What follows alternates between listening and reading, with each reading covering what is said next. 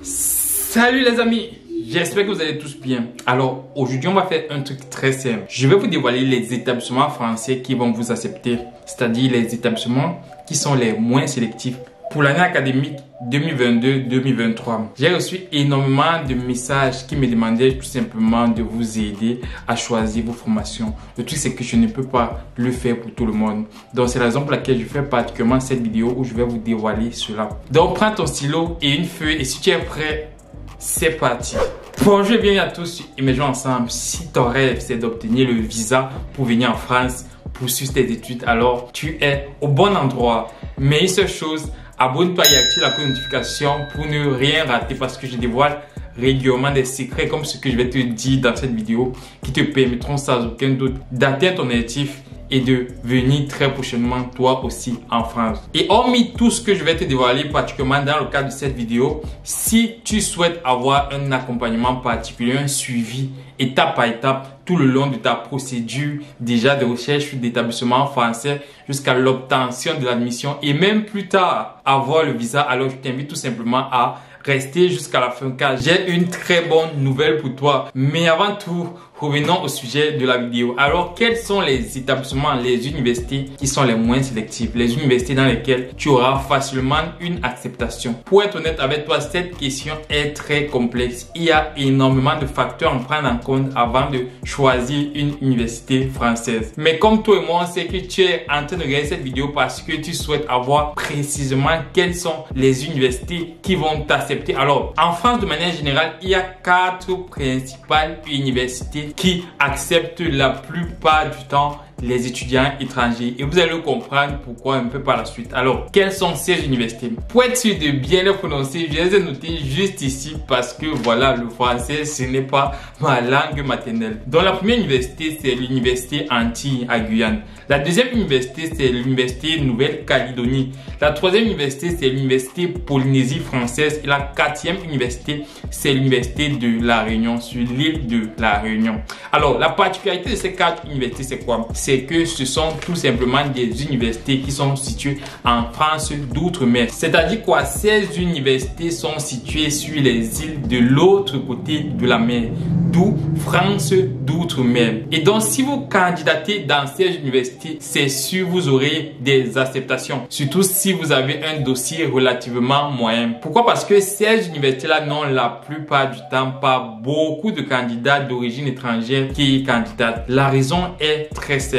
Le problème avec les universités qui sont situées d'outre-mer, c'est que ces universités-là, vous aurez l'acceptation, mais après, comment vous ferez pour y accéder? Les logements vraiment là-bas, c'est la galère. Pourquoi? Parce que ces universités-là, tout simplement, sont sur des îles. Combien de fois trouver des établissements en France métropolitaine est compliqué, mais vous vous aventurez sur un terrain beaucoup plus difficile, c'est-à-dire dans les îles d'outre-mer. Donc, c'est un peu ça la difficulté. Vous aurez facilement des acceptations, mais vous trouverez difficilement des logements. Alors, ça dépend, bien évidemment. Pour ceux qui ont des familles là-bas, alors c'est très facile pour eux de trouver des logements, entre guillemets, très facile parce que parfois, ça peut sembler être un peu plus compliqué.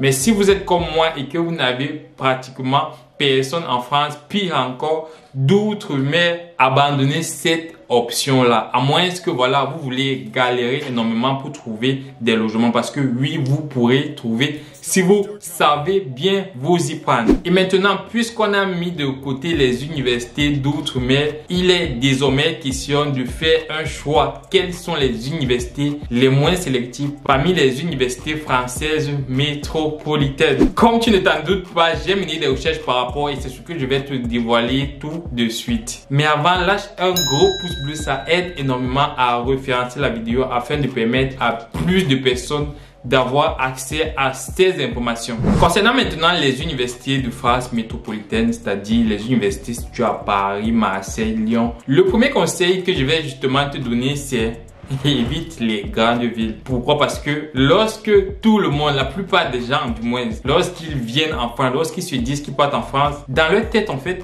ils se disent ils partent à Paris, ils se disent ils partent à Lyon, ils se disent ils partent à Toulouse, ils se disent ils partent à Marseille. Et donc leur choix premier est porté sur ces universités-là. Donc ce sont les universités qui reçoivent en réalité beaucoup plus de candidatures que les autres universités. Et donc puisqu'il y a beaucoup de candidatures, il y aura beaucoup de sélections. Et donc si vous avez un dossier qui est relativement moyen, la probabilité pour obtenir une acceptation dans ce type d'université-là est parfois compliquée. Donc moi personnellement, je vous déconseille de choisir ces universités-là. Je suis vraiment désolé de le dire de manière aussi crue.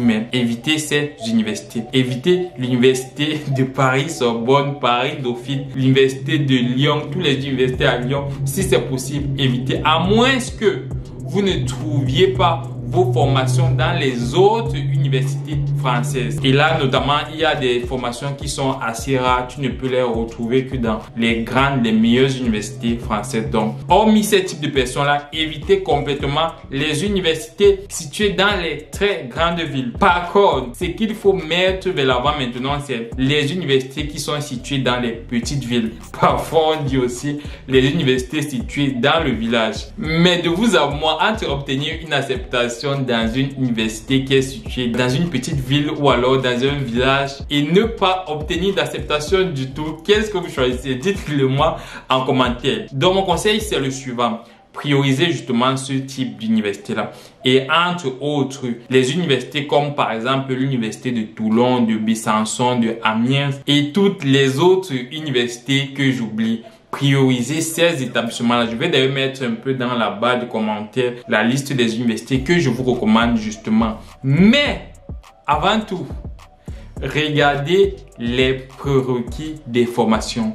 Peu importe dans l'université vous allez candidater, regardez les prérequis. Et les prérequis sont la plupart du temps détaillés dans le descriptif de la formation lorsque vous choisissez sur Campus France. Et même si ce n'est pas clairement détaillé là-bas, prenez la peine d'aller directement sur le site des établissements dans lesquels vous voulez candidater. Parce que il y a énormément de personnes qui obtiennent des refus. J'appelle ça les refus pour motif bête. C'est-à-dire, vous ne disposez pas, par exemple, les prérequis nécessaires pour cette formation. Et pourtant, c'était clairement stipulé sur le descriptif de cette formation. Pourquoi obtenir un motif bête comme cela? Excusez-moi du terme, mais pourtant, vous auriez contourné très rapidement ce motif en allant tout simplement sur le site de l'établissement pour creuser un peu. C'est pour ça que je vois certaines personnes qui sont tellement focus sur les formations qu'on leur propose qu'ils oublient complètement les prérequis. En tout cas, c'est à vos risques et périls. Par contre, qu'est-ce qu'il faut faire? Il faut choisir tout simplement des formations qui sont adaptées à votre profil. Choisir le bon niveau de candidature. Et pour ce faire, un travail préalable s'impose. C'est ce que moi j'appelle ici la consultation. Lorsque vous confiez votre dossier à Émergeons Ensemble par exemple et que vous avez besoin justement d'être accompagné parce que oui, j'ai mis sur pied un programme d'accompagnement dans lequel tout au long du processus on vous accompagne pas à pas. C'est-à-dire quoi? La consultation en elle-même consiste tout simplement à vous consulter. Par exemple, lorsque vous partez à l'hôpital et que vous avez un mal de ventre, je sais pas, vous avez des maux de tête et tout, qu'est-ce qui se passe? Le médecin prend tout simplement le temps de vous consulter, de vous dire est-ce que vous avez mal au ventre, est-ce que vous avez l'habitude d'avoir mal au ventre, est-ce que vous avez l'habitude d'avoir mal à la tête, est-ce que dans votre famille il y a des personnes qui ressentent régulièrement des maux de tête, est-ce que c'est génétique, est-ce que vous êtes allergique par exemple à telle nourriture, à tel médicament, est-ce que vous avez consommé quelque chose